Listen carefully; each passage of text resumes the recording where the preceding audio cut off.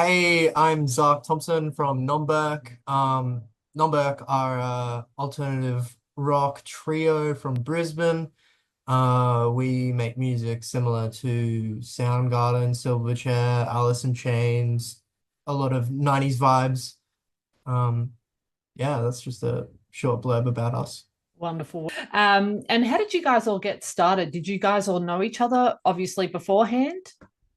Yeah, so Sam the drummer, and I went to uni together.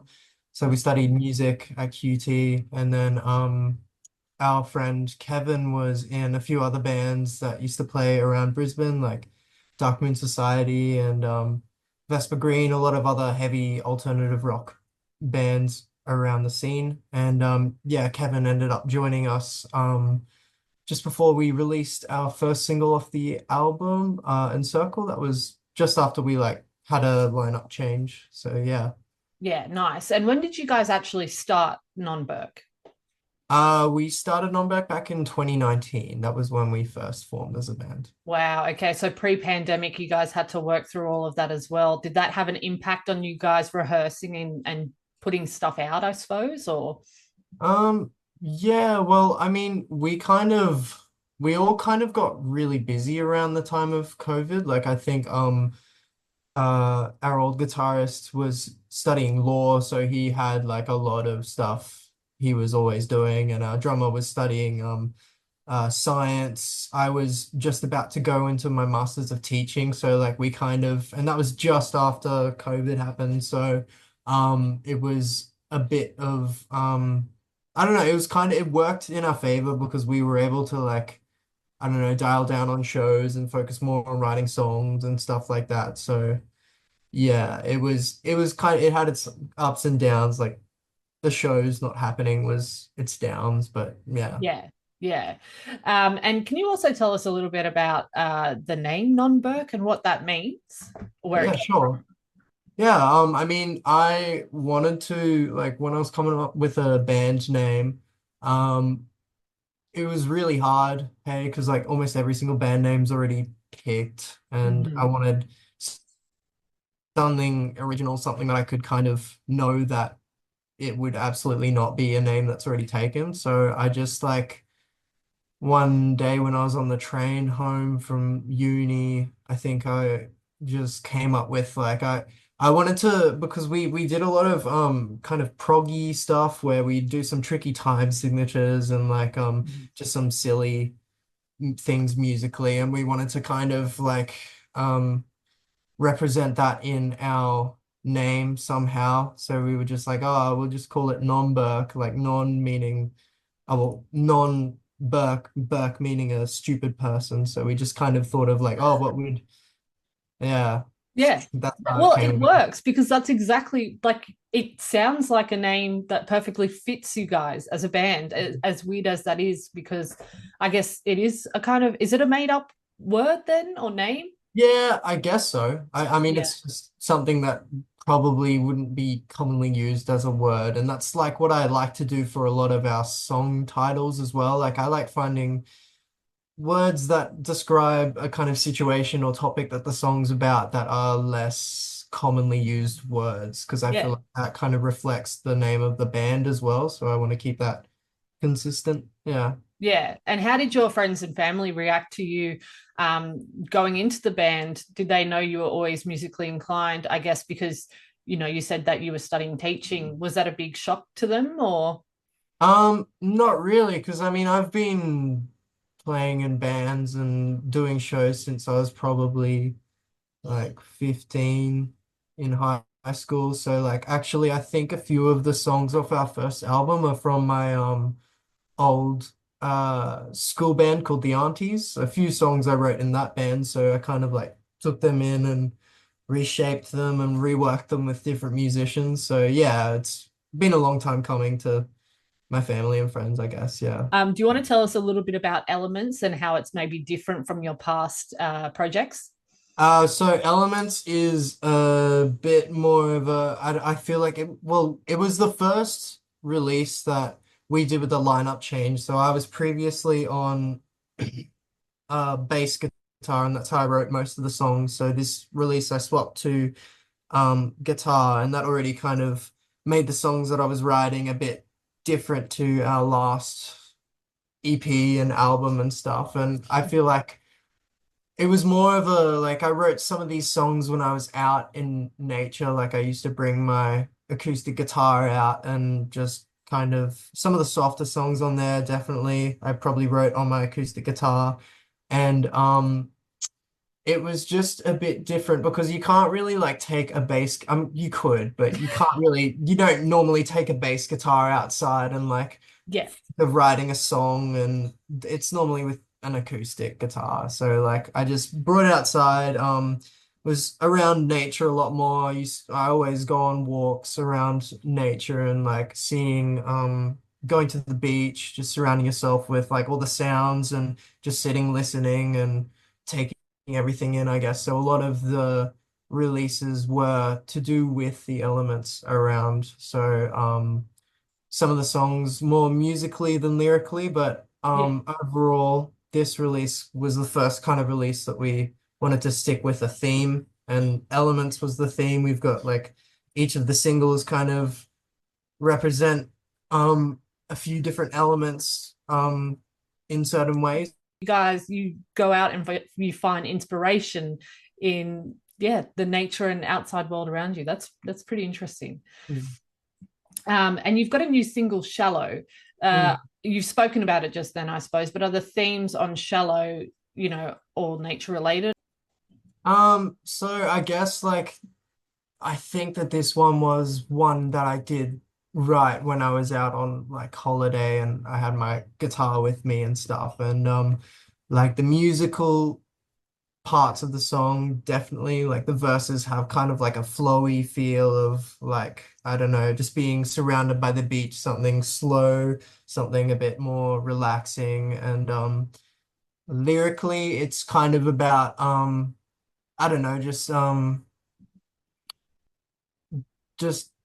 more complex topics like dealing with loss of people or just like existential questions about like what will happen when you're no longer here, and that kind of, I don't know, it's a bit deep, which kind of goes with the theme of water because I mean the ocean deep, and Yeah, yeah. yeah, so I guess it kind of fits in, but Oh, I yeah. love that. There's definitely different textural layers to it all as well. And I got that listening to your music that it was very emotional. You were, definitely talking about some hard hitting emotions that people go through. So yeah, it Mm. was really cool. Um, who are some of your musical inspirations personally? Um, I mean, I always go through different phases and listen to a bunch of different artists, but recently, I mean, some of my favorites would be Black Sabbath and like Tenacious D, and I've obviously like grown up listening to a lot of Soundgarden and Silverchair and Pearl Jam and like all the 90s kind of stuff just together. Mhm. So yeah, that's what my main kind of music's been. But like I've been also trying to listen to a bunch of different stuff. So like R&B or like jazz and some classical stuff, like just to kind of pull in influences from different Yeah. places. So it's not all just like, I don't know, listening to heaps of metal and then Yeah. rock and just trying to stick with that. But yeah. Yeah, no, that's good. And I think if you can always try and learn and pick up things from these other genres as well, and maybe even incorporate them in your own music, I think that's how you learn. And yeah, your sound just gets so unique and refined by doing that. Hmm. Um, did you get to see Tenacious D when they were here, by the way? No, we did not, unfortunately. No. Yeah, I mean, I think I missed my chance of getting tickets, but then I also think that a bunch of stuff ended up happening and they didn't end up playing in Brisbane, but yeah. Yeah. Oh, that's right. Yeah, that would make sense. Do you have any side jobs apart from being in the band? Well, I do teach full time at a school around Ipswich, which is pretty good. I'm a music teacher there, so it's heaps of Nice. fun just being able to teach something that I'm passionate about, and yeah. So that's Yeah. my job outside of the band. Yeah. Yeah. Oh, awesome. And I guess do the other guys as well? They have other jobs outside the band. Yeah, I mean our drummer is also a instrumental music teacher. He teaches at a school that we actually played a show at a few Oh, weeks wow. ago, so that was pretty fun. Yeah. And our bass player is a audio producer, so he Yep. does like live sound and mixing and stuff. I mean, he mixed and mastered our album as well as the drummer, but yeah, it's Wow. lucky having that kind of input with the band as Yeah, well. So yeah. definitely. Lucky there. Mm. And are you guys all really close outside? Is this the only lineup that we've seen through Nonberk, or has there been a few people come and go? So this current lineup, there's only been another guitarist in the band, and we're still all really good friends, and we hang out regularly and do stuff, go to shows, go to gigs together, and yeah, it's good. It's good being in a band that you gel with the other members for sure. Yeah, it's important. Mm. And Mistress of Liars with Zaid is awesome. And can you tell us a little bit more about that collaboration? Yeah, sure. So I've been playing in bands with the singer from Zaid since we were like 16, 17 years old, and I actually played in Zaid for quite a few years before I started working full time, and yeah, so we were always kind of around the same place, like playing shows just across the road from each other or at shows together, or I was playing in her band for a few years. So we thought it was only natural to kind of just get our first collaboration with a few artists on this album, her being one of them, just because it fit so well. Yeah. Yeah, yeah, no, that's awesome. And I also saw on Instagram someone did a wicked cello solo to your Mm. song Breathe. You're Yeah. like you tend to have quite a few people loving your music and reinventing it. Yeah, we were super grateful to have uh Nicholas Tam play some cello on some of our songs on the album, because like we thought, I mean, we've really tried to go all out with like sound effects and like extra kind of like synths and piano and strings and like all that extra stuff, but it was really good to have live tracked cello on the album for the last three songs. So it really kind of, especially with Nick's playing, like he added so much more liveliness to the songs. Like it was very great just having something other than guitar and bass Yeah. and drums, and he shreds, so it was pretty Yeah, awesome. He had a few yeah, solos on definitely. it I too. didn't know he So, was on the album. That's my bad. But yeah, no, that's all good. he did a wicked job and it adds so much dimension to your stuff. For Um, sure. and how did you personally get your start in music? Like, did you just like realize one day that you could sing and play bass and or guitar? Mm. I mean, I was always kind of I was always singing at a young age. Like I was in school choir, and I did like a bunch of uh I did an a cappella group outside of school, and I always I think I just picked up guitar, and when I first picked it up, I didn't really like it, and then a couple years later I grew up and I got really into it. I borrowed my neighbor's guitar, and my next door neighbor taught me how to play, and then I kind of really got into it, started playing music at school, started finding other people around my age to play with. So I've always kind of been into music and always motivated by it, but yeah, learning guitar really kind of made me figure out what I wanted to do. And like I was just like, oh, I really want to write songs. I really want to play some of my favorite songs. So I just worked towards that. And yeah. Yeah, awesome. And is there any festivals or tours that you'd really love to be a part of someday?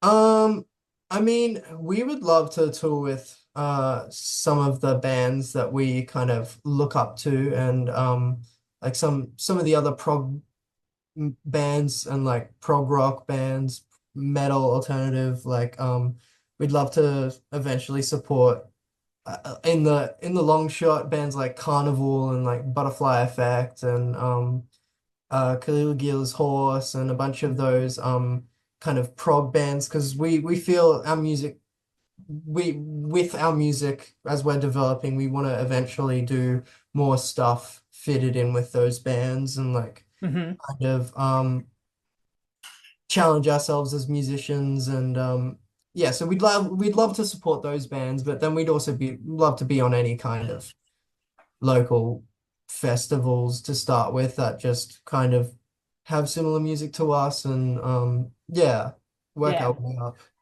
Yeah, no, that'd be awesome. Hopefully one day. Yeah. What's going on for Nonberk at the moment? What do you have upcoming?